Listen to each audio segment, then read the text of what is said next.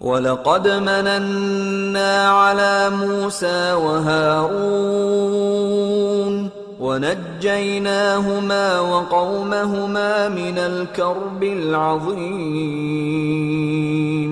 ونصرناهم فكانوا هم الغالبين وآتيناهما الكتاب المستبين وهديناهما الصراط المستقيم وتركنا عليهما في الآخرين سلام على موسى وهارون إنا كذلك نجزي المحسنين إنهما من عبادنا المؤمنين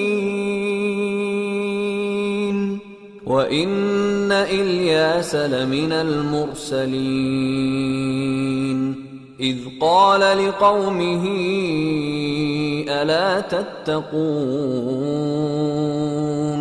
أتدعون بعلا وتذرون أحسن الخالقين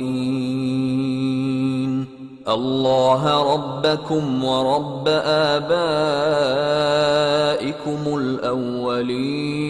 الأولين فكذبوه فإنهم لمحضرون إلا عباد الله المخلصين وتركنا عليه في الآخرين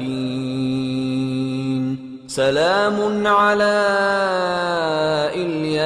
الياسين إنا كذلك نجزي المحسنين إنه من عبادنا المؤمنين وإن لوطا لمن المرسلين إذ نجيناه وأهله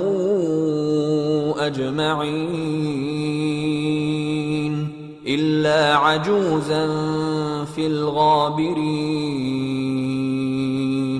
ثم دمرنا الآخرين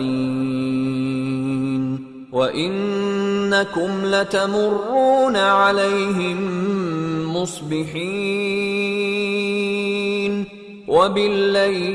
وبالليل أفلا تعقلون और हमने मूसा और हारून पर भी एहसान किए और उनको और उनकी कौम को बड़ी मुसीबत से नजात बख्शी और उनकी मदद की तो वही गालिब रहे। और हमने उन दोनों को किताब वाज़ेह यानी तौरात इनायत की और उनको सीधा रास्ता दिखाया और पीछे आने वालों में उनका जिक्र खैर बाकी रखा कि मूसा और हारून पर सलाम, बेशक हम नेकूकारों को ऐसा ही बदला दिया करते हैं। वो दोनों हमारे मोमिन बंदों में से थे और इलियास भी पैगंबरों में से थे। जब उन्होंने अपनी कौम से कहा कि तुम डरते क्यों नहीं, क्या तुम बाल को पुकारते और उसे पूजते हो और सबसे बेहतर पैदा करने वाले को छोड़े देते हो यानी अल्लाह को, जो तुम्हारा और तुम्हारे पहले बाप दादों का परवरदिगार है। तो उन लोगों ने उनको यानी इलियास को झुटला दिया।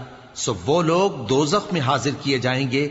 हाँ, अल्लाह के चुने हुए बंदे मुब्तलाए अजाब नहीं होंगे। और उनका जिक्र खैर बाद में आने वालों में बाकी रखा कि इलियासीन पर सलाम हो, हम नेक लोगों को ऐसा ही बदला देते हैं, बेशक वो हमारे मोमिन बंदों में से थे। और लूत भी पैगंबरों में से थे। जब हमने उनको और उनके घर वालों को सबको अजाब से नजात दी मगर एक बुढ़िया के पीछे रह जाने वालों में थी। फिर हमने औरों को हलाक कर दिया और तुम दिन को भी उनकी बस्तियों के पास से गुजरते रहते हो और रात को भी, तो क्या तुम अक्ल नहीं रखते?